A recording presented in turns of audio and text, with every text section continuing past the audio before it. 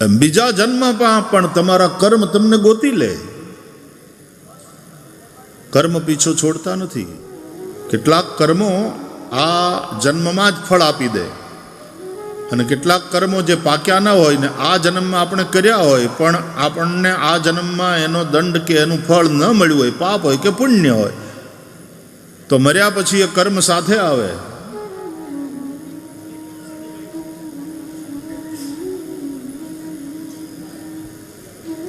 આમ જોઈએ તો માણસ ખાલી હાથે આવે છે, ખાલી હાથે જાય છે, કશું લઈને આવતો નથી ને કશું લઈને જતો નથી. પણ બીજી રીતે જોઈએ તો ખાલી આવતોય નથી ને ખાલી જાતોય નથી. આવે છે પ્રારબ્ધ લઈને, પ્રારબ્ધને ભોગવવા માટે આવ્યો છે આ શરીરમાં, અને જાય છે પોતાના કર્મોને સાથે લઈને. સેંકડોના ટોળામાંથી વાછરું એની માં ગાયને ગોતી લે.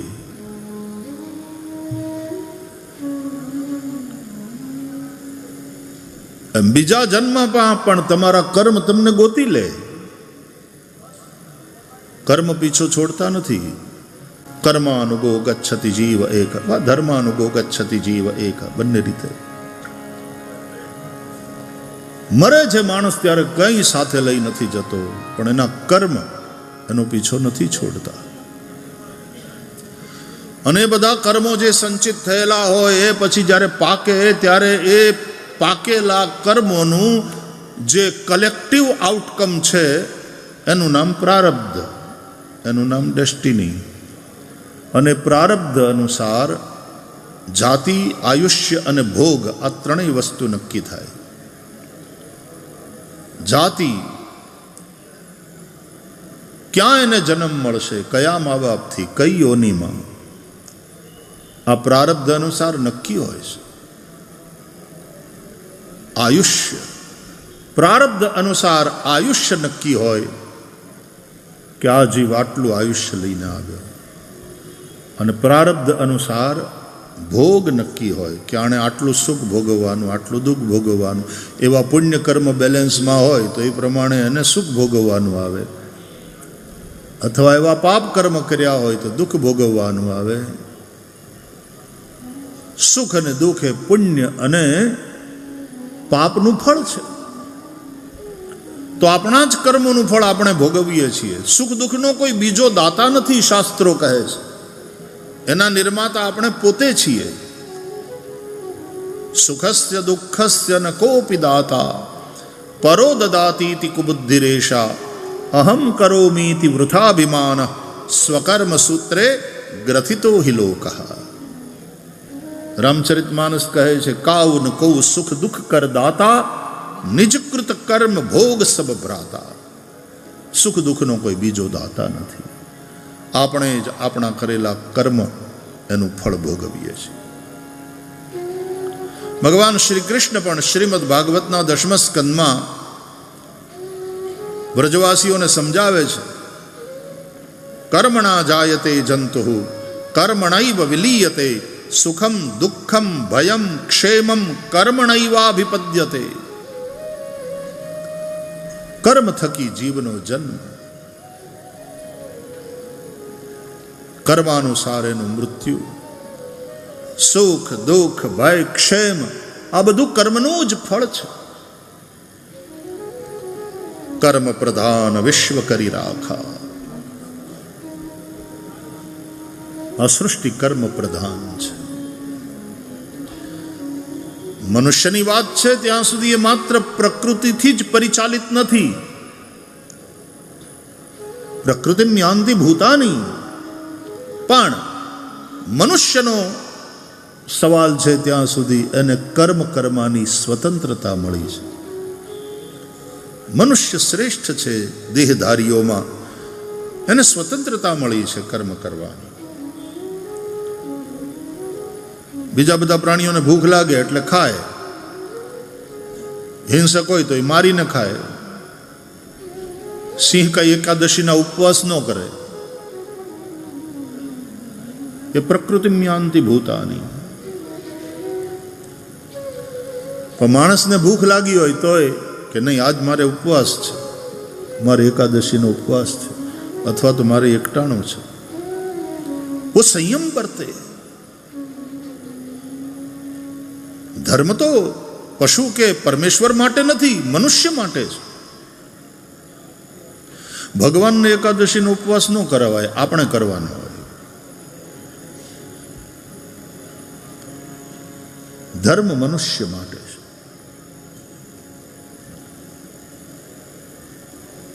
તો કર્મ કરવાની સ્વતંત્રતા મનુષ્યને છે.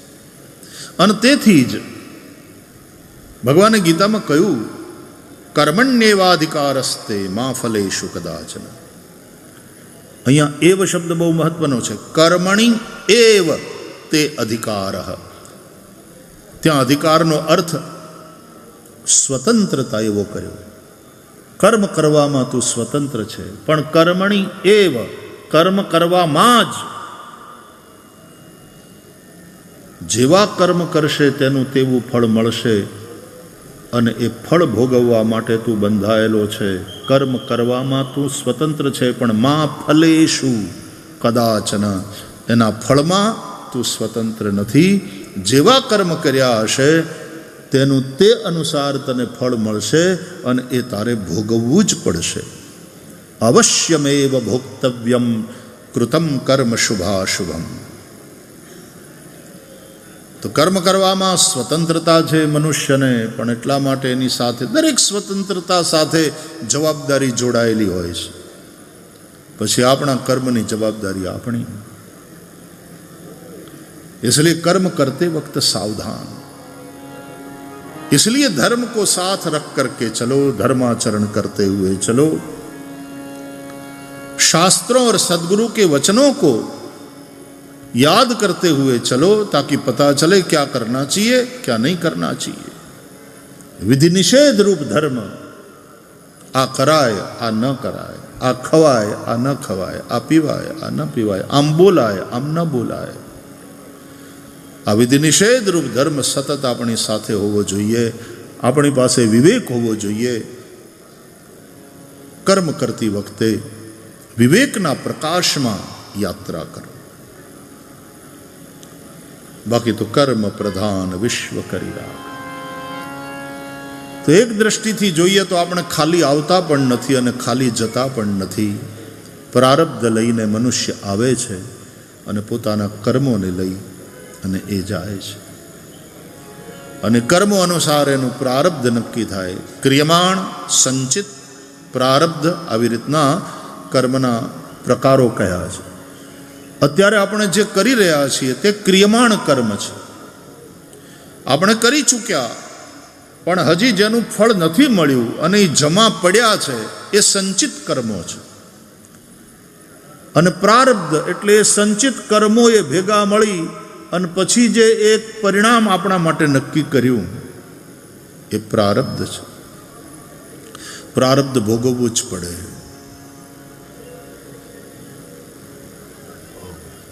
સંચિત એટલે ભાથામાં પડેલા બાણ. ક્રિયમાણ ધનુષ્યના ઉપર ચડાવેલું બાણ. પ્રારબ્ધ છૂટી ગયેલું બાણ. એવું છે. બાણ જ છે. એક ભાથામાં પડ્યું છે, એક ધનુષ્ય ઉપર ચડ્યું છે, પણ હજી છૂટ્યું નથી. ત્યાં સુધી તમે સ્વતંત્ર છો. છોડવું ન છોડવું, કોના ઉપર છોડવું, પણ છૂટી ગયું પ્રારબ્ધ. એ ભોગવવું જ પડે. એ પ્રમાણે થઈ ન રહે. જ્ઞાની મુક્ત એટલા માટે થાય છે કે આ ત્રણેય પ્રકારના કર્મથી એ છૂટે છે. ક્રિયમાણ કર્મ એ કર્તાપણાના અભિમાનને છોડીને કરે. હું નથી કરતો, આ તો પ્રકૃતિના ગુણો, પ્રકૃતિના ગુણોનું કાર્ય છે. ગુણો ગુણોમાં વર્તે છે. નરસિંહ મહેતાએ ગાયું, હું કરું એ જ અજ્ઞાનતા. આ જ અજ્ઞાન છે, હું કરું છું એ. ગુણા ગુણેશ વર્તંત. જ્ઞાની સાક્ષી ભાવથી જુએ છે. કર્મ કરતાપણાનો અહંકાર નહીં અને કર્મ ફળની વાસના નહીં. ફલાશક્તિને છોડીને અને કર્તૃત્વાભિમાનથી મુક્ત થઈને એ કરતો નથી, થઈ રહ્યું છે બધું. લીલા માત્ર છે. એટલે ક્રિયમાણ કર્મ એને બાંધતા નથી. જ્ઞાનીના સંચિત કર્મમાં જ્ઞાનરૂપી અગ્નિ આગ લાગી જાય છે, એટલે સંચિત કર્મ બળીને ભસ્મ થાય છે. જ્ઞાનાગ્નિ દગ્ધ કર્માણમ તમાહુ પંડિતમ બુધા. જ્ઞાનના દ્વારા જેના બધા જ કર્મો બળીને ભસ્મ થયા છે એ પંડિત છે. અને પ્રારબ્ધને જ્ઞાની પુરુષ હસતા હસતા ભોગવી લે. પ્રારબ્ધ તો એને ભોગવવું પડે, પણ એ હસતા હસતા ભોગવી લે. કોઈ રડવાનું નહીં, કોઈ ફરિયાદ નહીં.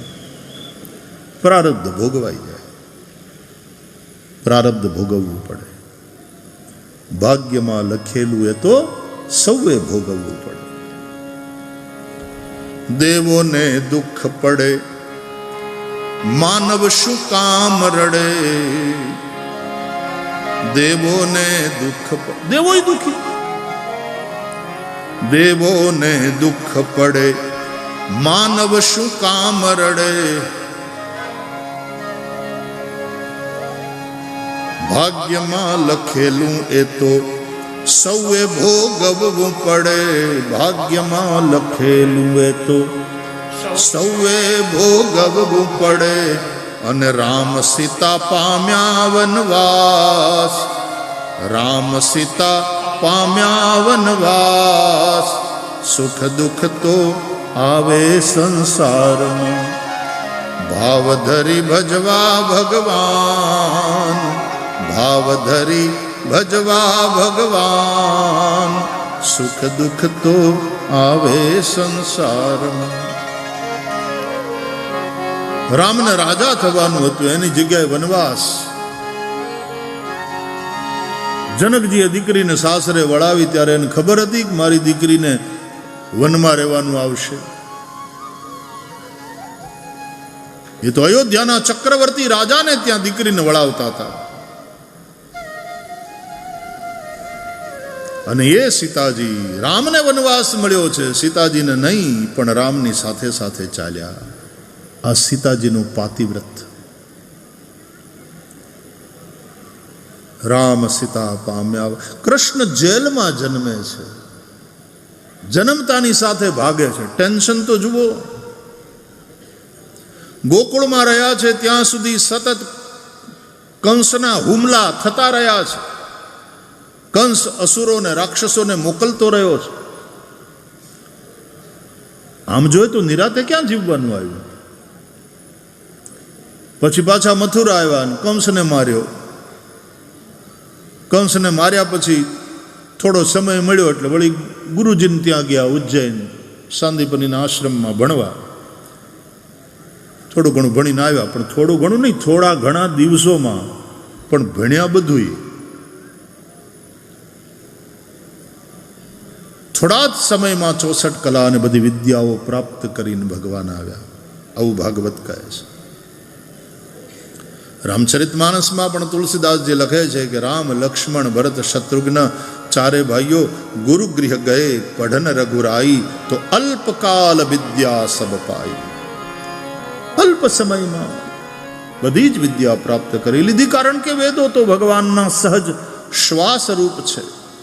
તસ્ય નિશ્વસિતમ વેદાહ જનકી સહજ શ્વાસ શ્રુતિચારી સો હરિ પઢે યહ કૌતુક ભારી. પણ જગતને ગુરુ શિષ્ય પરંપરાનું દર્શન કરાવવા માટે ભગવાને આવી લીલા કરી. એટલે ભણીને આવ્યા અને થોડો સમય થયો ત્યાં તો કંસને મારી નાખ્યો હતો ને, એટલે કંસનો સસરો જરાસંઘ એણે હુમલા ચાલુ કર્યા મથુરા ઉપર. હખે ક્યાં બેહવા મળ્યું છે કૃષ્ણને. સતત સંઘર્ષ સંઘર્ષ સંઘર્ષ. એ 17 વાર આવ્યો સેનાને લઈને. 17 વાર સંઘર્ષ કરી, યુદ્ધ કરી અને હરાવ્યો. એ 18મી વાર આવે છે. એની તૈયારી થઈ એ પહેલા તો કાળીએ બનાવ્યો. આ કથાઓ છે ભાગવતમાં. અને પછી શ્રી કૃષ્ણ આવી પરિસ્થિતિમાં મથુરા છોડે છે, માઇગ્રેટ થાય છે. અને એને એમ થયું કે હું જ્યાં સુધી મથુરા છું ત્યાં સુધી આ કંસના સસરા અને કંસના બધા સખાઓ એ હુમલા કરતા રહેશે અને સતત સંઘર્ષ, સતત યુદ્ધગ્રસ્ત જે રાષ્ટ્ર હોય એ રાષ્ટ્રનો વિકાસ ન થઈ શકે.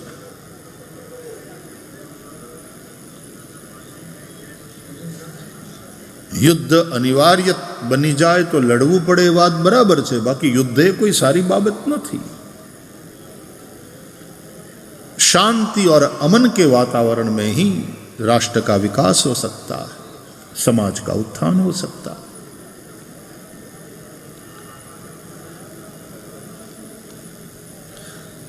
આપણે વાતો શાંતિની કરીએ પણ આમ એમ લાગે છે માણસના સ્વભાવને જોતા કે શાંતિ માણસને સદતી નથી, પેટ ચોળીને પીડા ઊભી કરે. શાંતિ જેવો આમ તો જોઈએ તો સમય જ નથી હોતો વિશ્વમાં. કાં તો યુદ્ધો થાય છે, અને જ્યારે લોકો યુદ્ધ નથી કરતા હોતા ત્યારે શું કરતા હોય છે? જ્યારે યુદ્ધ ન ચાલતું હોય તો એ શાંતિનો સમય ન કહેવાય. નહીં. કેમ? કે જ્યારે યુદ્ધો નથી થતા હોતા ત્યારે લોકો યુદ્ધની તૈયારીમાં લાગેલા હોય છે. અને જ્યારે તમે યુદ્ધની તૈયારીમાં લાગેલા હોય એ પણ શાંતિનો સમય નથી. અત્યારે દુનિયાના ડાયાઓ ભેગા મળીને ડખોળે છે દુનિયાને. વિશ્વની મહાસત્તાઓ જે રીતની રાજનીતિ કરે છે તો વિશ્વ આખાને એક સંઘર્ષ તરફ લઈ જવાની જાણે યોજના હોય. વિનાશ, અને વિનાશમાં જે લોકોને વિકાસ દેખાય છે આવા લોકો સત્તાના શીર્ષ સ્થાન ઉપર વિશ્વની અંદર બેઠા છે. ક્યાંક ને ક્યાંક નાના નાના ઉંબાડિયા થતા જ રહે છે, ક્યાંક ને ક્યાંક સળગતું જ રહે છે. પોતે જ હળગાવે ને પછી પાછા પોતે જ વળી ઠારવાનો દાવો કરે ને પછી કે એનું અમને નોબેલ મળવું જોઈએ, મેં આ યુદ્ધ રોક્યું, મેં આને. એમાં તમે જ છો, બધાડવામાં તમે. અને પાછા ડાયા થાવ છો કે એ તો મેં રોકાયું.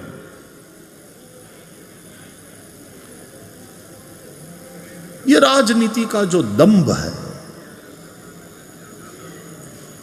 એટલે એના એ લોકોના બોલવા ઉપર કોઈને ભરોસો નથી બેસતો. દોહરા ચરિત્ર.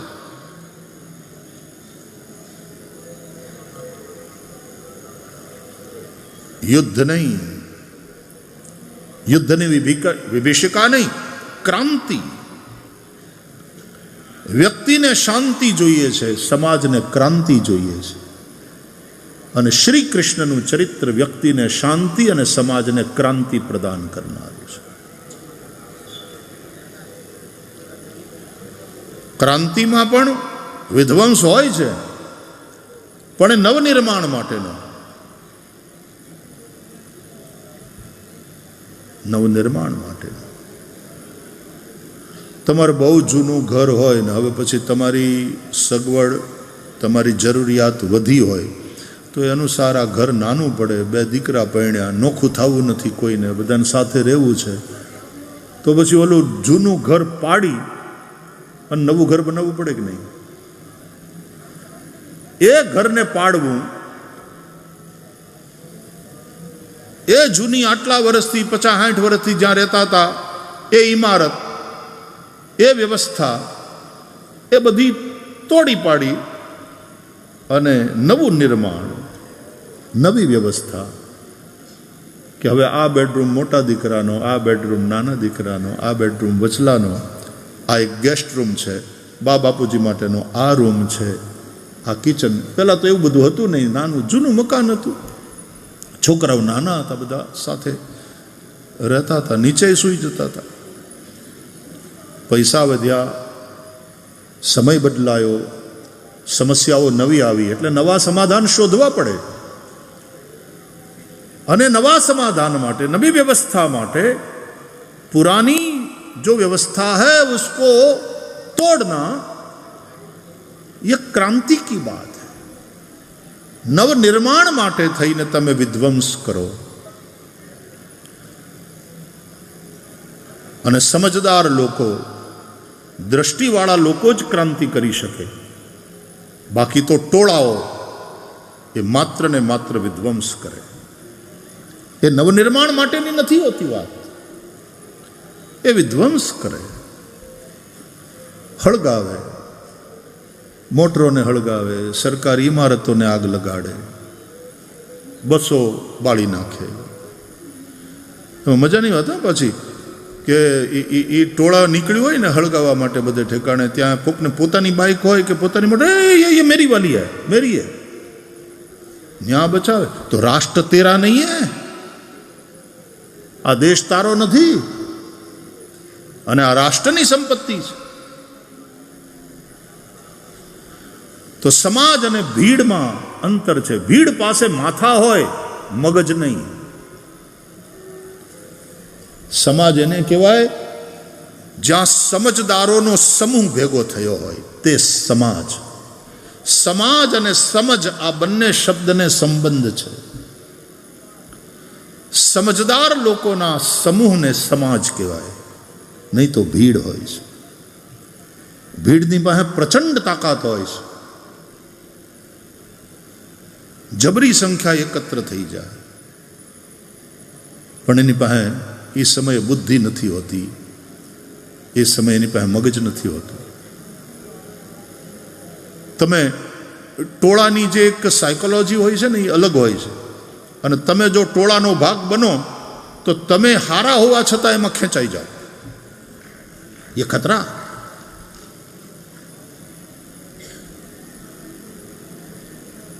આવા જ્યારે તોફાનના અંતે થઈને દુકાનો તોડે ને શોરૂમ તોડે, હારા હારા ઘરની બહેનોને એ ઇલેક્ટ્રોનિક શોરૂમમાંથી વસ્તુ ઉઠાવીને ભાગતા આપણે જોયા છે ટીવી ચેનલ ઉપર, ન્યૂઝમાં। વૃત્તિ આપણી બદલાઈ જાય, મફતનું લૂંટવાની, લઈ લેવાની વૃત્તિ। અને સજ્જનતા કોને કહેવાય? રાંકા બાકાની કથા આવતી, રાંકા બાકા પતિ પત્ની, બહુ ગરીબ માણસો, ભગવાનની ભક્તિ કરનારા, ભગવાનનું નામ લેનારા, ધર્મને માર્ગે ચાલનારા। રાંકા આગળ ચાલતો હતો, ભગવાનનું નામ લેતા લેતા બંને મુસાફરી કરતા હતા, આગળ ચાલતો। એણે રસ્તામાં કોઈકનું હોનાનું ઘરેણું પડેલું જોયું। અરે, કોઈકનું પડી ગયું લાગે છે આભૂષણ, સોનાનું છે, અમારું નથી। એના મનમાં થોડીક ભાવના એવી આવી કે આ હું તો નહીં લલચાઉં, પણ પાછળ પાછળ પત્ની આવે છે, એનું ધ્યાન ગયું, એનું મન લલચાશે તો। એટલે ઊભો ઊભો પોતાના પગથી જ આમ ધૂળ એ ઘરેણા ઉપર, આભૂષણ ઉપર નાખી અને એને દાટે છે, આ છુપાવી દઉં, મારી પત્નીનું ધ્યાન ન પડે।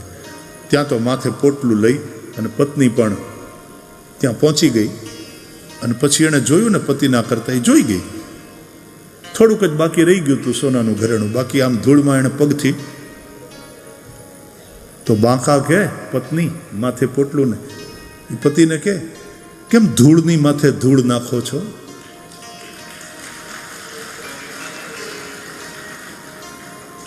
પરધન ધૂરી સમાન,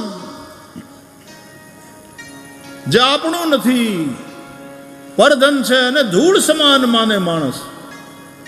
અને ત્યારે રાંકાએ પોતાની પત્નીની ક્ષમા માગી કે મેં તને ઓળખવામાં ભૂલ કરી, તારી ભૂમિકા તો મારા કરતાંય તે શ્રેષ્ઠ છે, મને તો હોનું હોનું દેખાણું, તને તો હોનામાંય ધૂળ દેખાણી, કે ધૂળની માથે કેમ ધૂળ નાખો છો? પરધન ધૂરી સમાન। આવા ચરિત્રો જ્યાં હોય તો પછી ટોળાશાહીનો એક પાર્ટ બને, એક ભાગ બને, એક હિસ્સો બને અને લૂંટવા માંડે અથવા તો હળગાવવા માંડે। હારા ઘરના ભણેલા ગણેલા એનું ભેજું ખરાબ થઈ જાય છે જ્યારે ટોળાનો હિસ્સો બને ત્યારે. તો ભીડ નહીં, સમાજ. ભીડનું પ્રચંડ પૂર તો ક્યારેક નુકસાન પણ કરી શકે. નદીમાં જ્યારે પૂર આવે ત્યારે બંને કિનારાને તોડીને વહે. એમ મર્યાદાના નિયમ અને કાનૂનના બધા જ બંધનોને તોડી અને ભીડ બધું ખેદાન મેદાન કરે. એટલે ભીડની એક સાયકોલોજી હોય છે. અને એ સમયે જો તમે એને રોકવા જાઓ, ધસમસતું પૂર હોય ને એ દરમિયાન તમે અચાનક વચ્ચે ઊભા રહીને એને રોકવા જાઓ, ગમે એમ રોકી શકો એને? એટલે ક્રાઉડને કેવી રીતે કંટ્રોલ કરવું આ બધું શીખવવામાં આવે.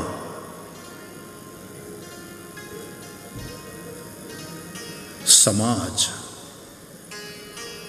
સમજદાર લોકોનો સમૂહ. તો સમજ અને સમાજ બંને શબ્દોને સંબંધ છે. સમજ સે ही સમાજ બનતા. અને સમજને કેળવવાનું કામ અમારા પત્રકાર મિત્રો નોટ કરે છે, એટલે કહું કે આ 3 સંસ્થાઓનું છે: પત્રકાર, કથાકાર ને કલાકાર. આ ત્રણેય કાર છે. એટલે કથાકાર, પત્રકાર અને કલાકાર. કલાકાર એટલે એમાં લલિત કલા એટલે સાહિત્ય જગત પણ આવી ગયું. ડાયરાઓ હોય, ગાયકો હોય, સાહિત્યકારો હોય, કવિઓ હોય. કલાકાર, પત્રકાર, કથાકાર. અને આ ત્રણેય ભેગા થઈને મેં આ ઘણી વાર કહ્યું છે, ખાસ કરીને પત્રકાર મિત્રોને મળું ત્યારે આ ચર્ચા અમારે થાય કે આપણી ભારતીય સંસ્કૃતિની અવધારણા છે 3 શબ્દમાં: સત્યમ, શિવમ અને સુંદરમની. હમણાં નેશનલ ટીવીમાં, દૂરદર્શનમાં એમાં લોગોની નીચે પણ આ લખવામાં આવતું: સત્યમ, શિવમ, સુંદરમ. તો પત્રકાર છે સત્યમનો ઉપાસક છે, કથાકાર શિવમનો ઉપાસક છે અને કલાકાર સુંદરમની ઉપાસના કરે. એમાં ત્રણેય કાર મળી અને સત્યમ, શિવમ અને સુંદરમની જે આપણી સાંસ્કૃતિક અવધારણા છે એને ચરિતાર્થ કરે.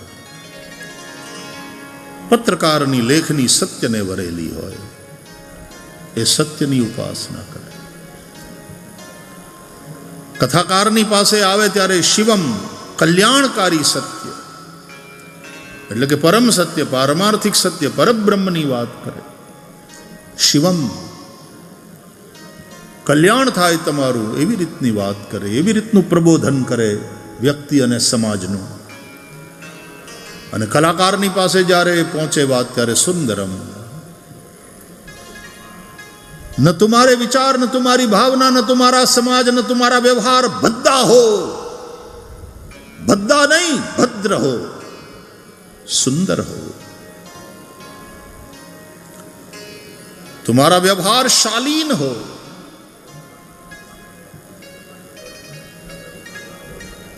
साहित्य जगत, कला जगत એ વાતને સુનિશ્ચિત કરે. તો પત્રકાર, કથાકાર અને કલાકાર, આ ત્રણેય કાર જો પોતપોતાનું કામ બરાબર કરે ને તો ચોથી કાર, સરકાર, આફરડી હરખી હાલે.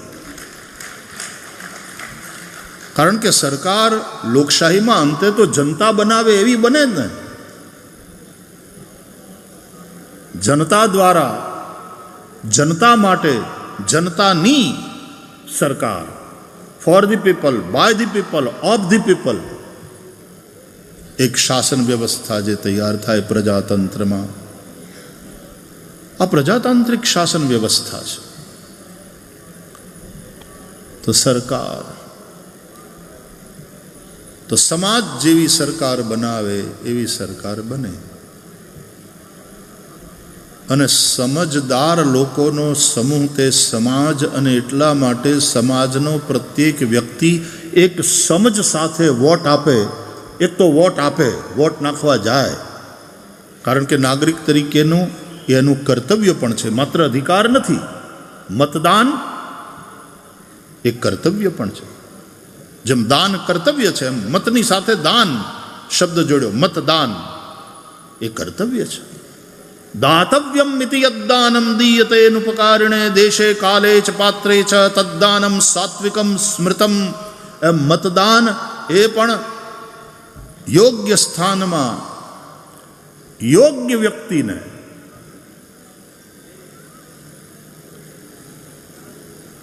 યોગ્યતા જોઈને. કન્યાદાન કરે બાપ યોગ્યતા જોઈને.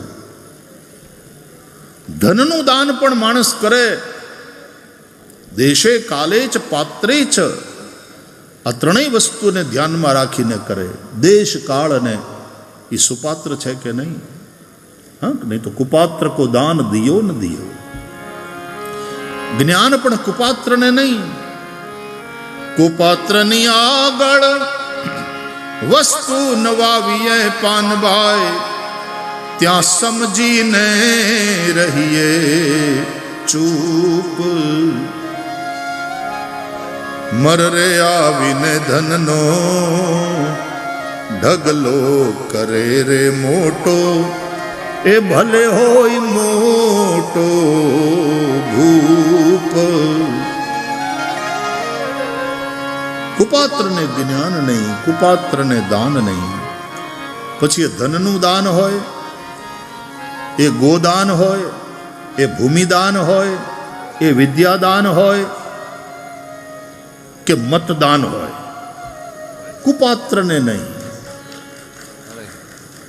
તકલીફ એ છે કે આજે જ્ઞાતિ જાતિવાદ એવા ઊભા થયા છે કે એને આધારે મત અપાતા હોય છે. ક્યાંક ક્યાંક વસ્તુ કંઈક આપીને અથવા તો ફ્રીબીઝ વેચીને મત ખરીદાતા હોય છે. એટલે અંશે પ્રજાતંત્ર નબળું પડે છે. ખરીદાયેલા મત અને અપાયેલા મત એમાં ફરક છે.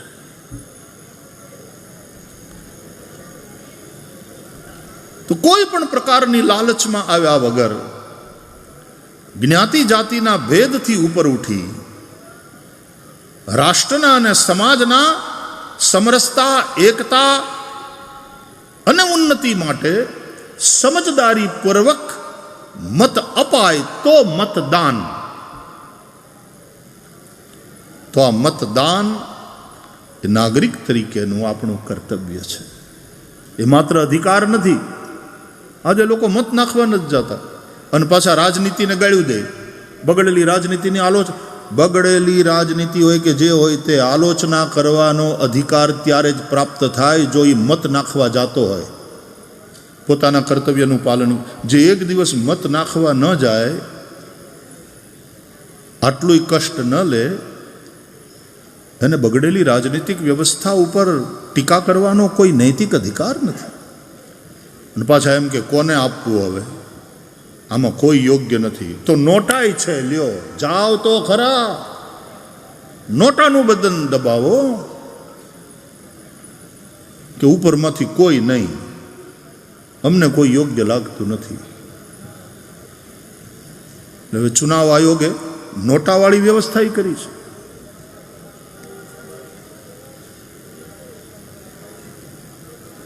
અને કોઈ કે બહુ સારું કહ્યું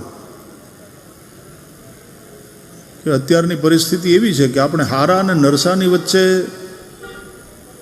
ઇલેક્શન કે સિલેક્શન કરવાનું થતું નથી. આપણે વધારે ખરાબ અને ઓછા ખરાબની વચ્ચે પસંદગી કરવાની હોય છે. બાકી તો એવા હારા આપણે પોતે ક્યાં છીએ.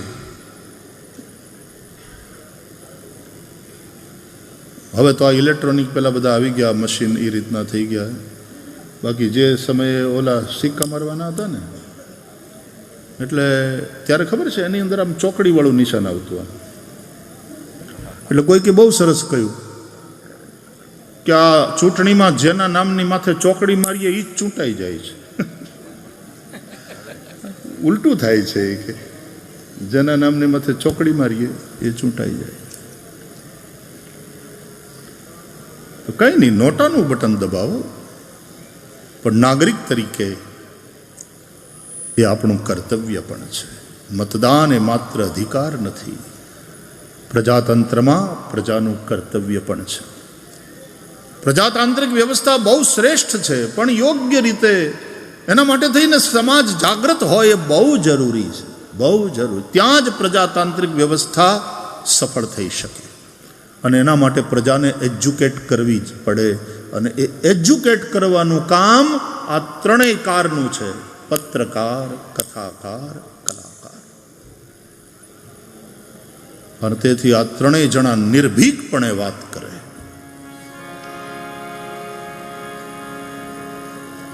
દેશોયમ ક્ષોભરહિત સજ્જના સંતુ નિર્ભયા.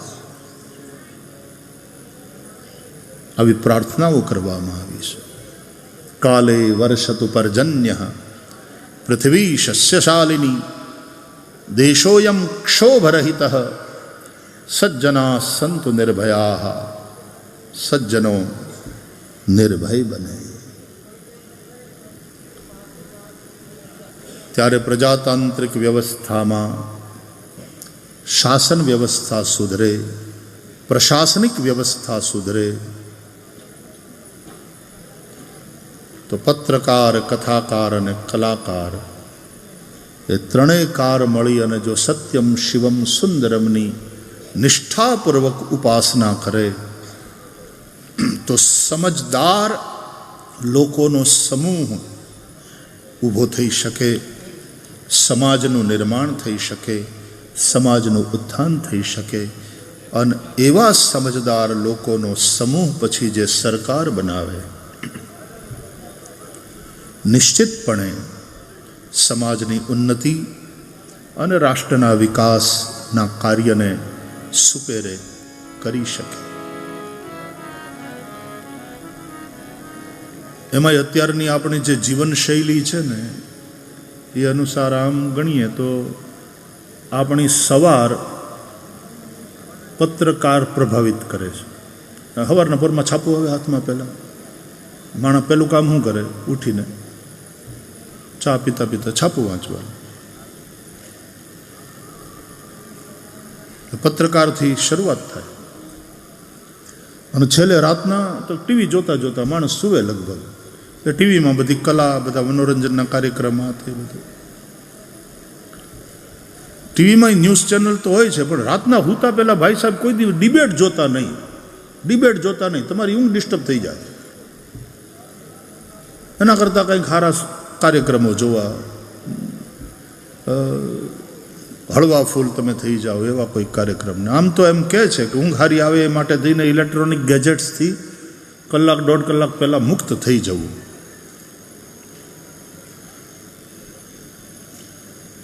સવારના પહેલા વિચારને પત્રકાર પ્રભાવિત કરે છે. રાત્રિના સૂતા પહેલાંના છેલ્લા વિચારને કલાકાર પ્રભાવિત કરે છે. અને વચ્ચેના ભાગમાં કથાકાર તમારું માર્ગદર્શન કરે. પત્રકાર, કથાકાર અને કલાકાર. પત્રકાર એના વર્તમાન પત્ર દ્વારા તમારા ઘરે પહોંચે છે. કલાકાર યા તો તમે જ્યાં કાર્યક્રમ ચાલતો હોય ત્યાં પહોંચો, અથવા તો દૂરદર્શન ઇત્યાદિના માધ્યમથી કે સોશિયલ મીડિયાના માધ્યમથી તમારા ઘરે પહોંચે. કથાકારની પાસે તમારે પહોંચવું પડે છે.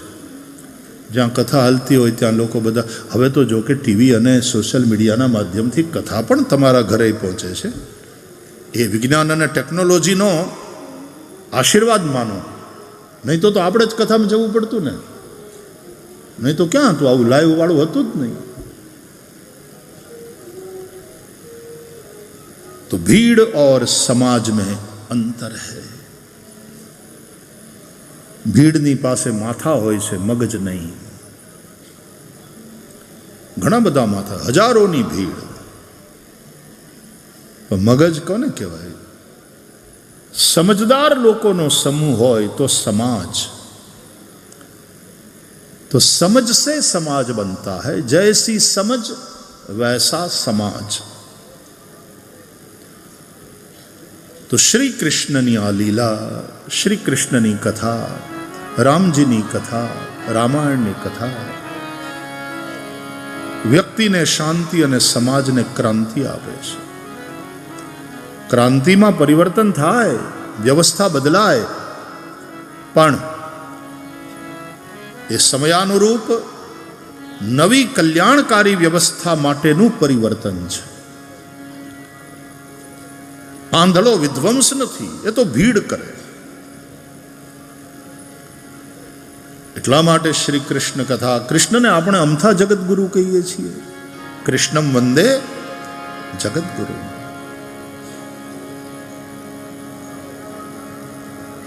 શ્રી કૃષ્ણની લીલા એક સંદેશ આપે છે. તો ગોચારણ લીલા અને એના દ્વારા ગાયનું મહત્વ ભગવાન શ્રી કૃષ્ણે જે સમજાયું, ભગવાનને પોતાનું ગોપાલ નામ બહુ પ્રિય છે. ગાયોની રક્ષા કરનારા. તો ગો એટલે પૃથ્વી, ગો એટલે ગાયો, ગો એટલે ઇન્દ્રિયો, એનું પાલન કરનારા ભગવાન શ્રી કૃષ્ણ છે.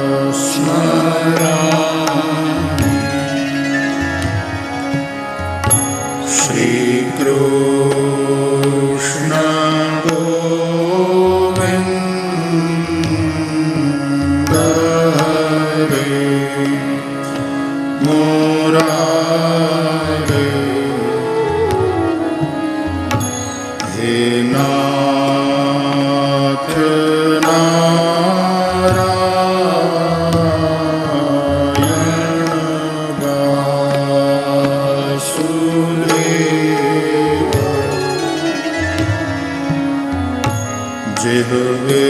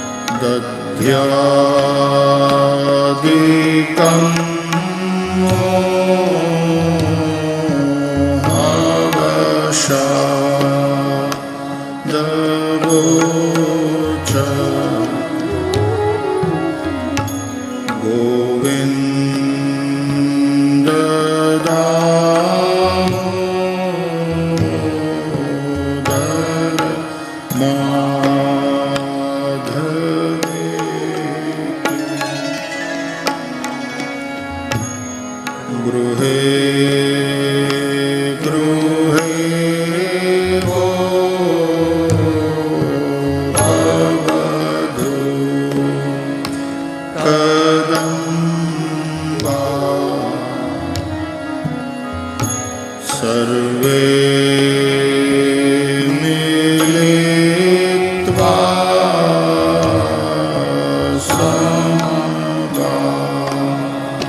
समगाप्ययो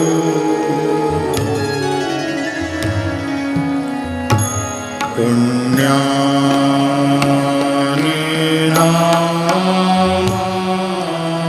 नामानि पठन्ति नित्यम्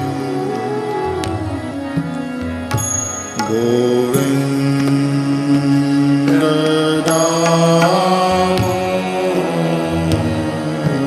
दामोदर माधवे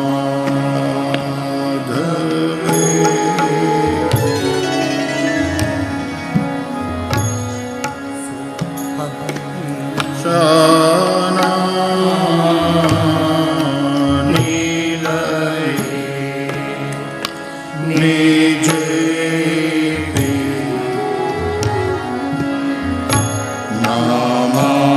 नामानि विष्णो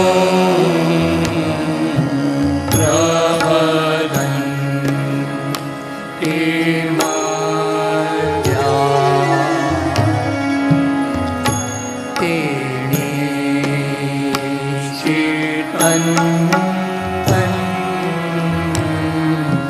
मयथा व्रजन्ति गोविन्द दामोदर माधवे जिह्वे सदैवं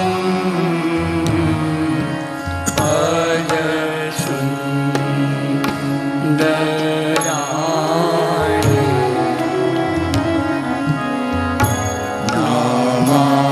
नामानि कृष्णस्य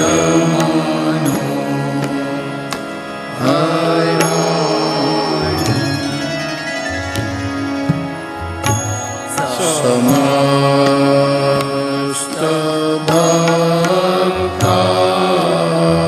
भक्तार्ति विनाशनानि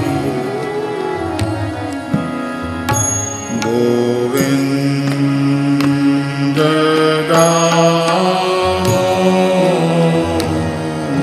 दामोदर माधवे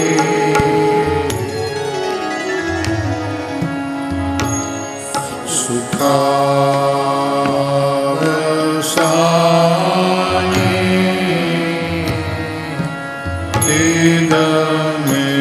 इदमेव सारम्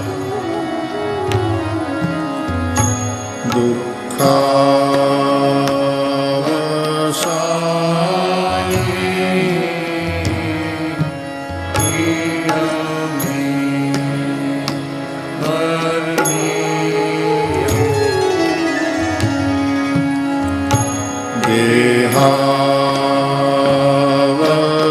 देहावसाने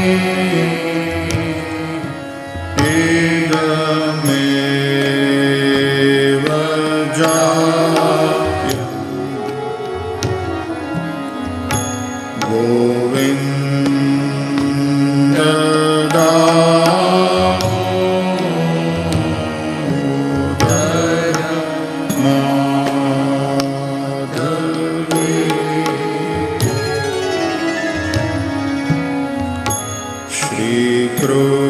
श्रीकृष्ण राधा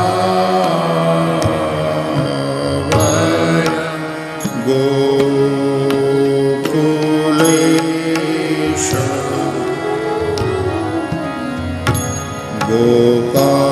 गोपाल गोवर्धन नाथ विष्णु जिह्वे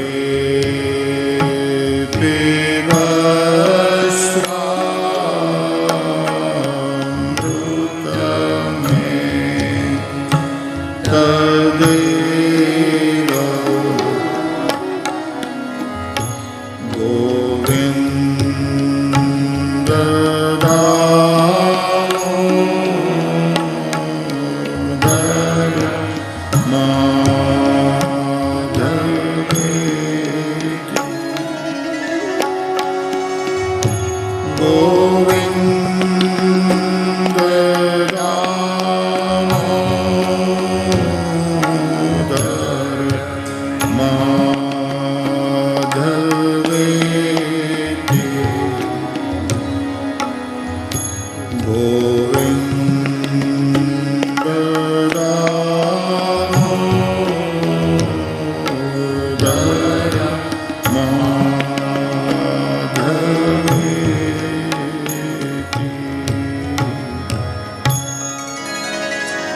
गोविंद माधव स्तोत्र प्रेम से पाठ जो करे, दामोदर दया दाने सहजे गोलोक संचरे। श्री वृंदावन विहारी लाल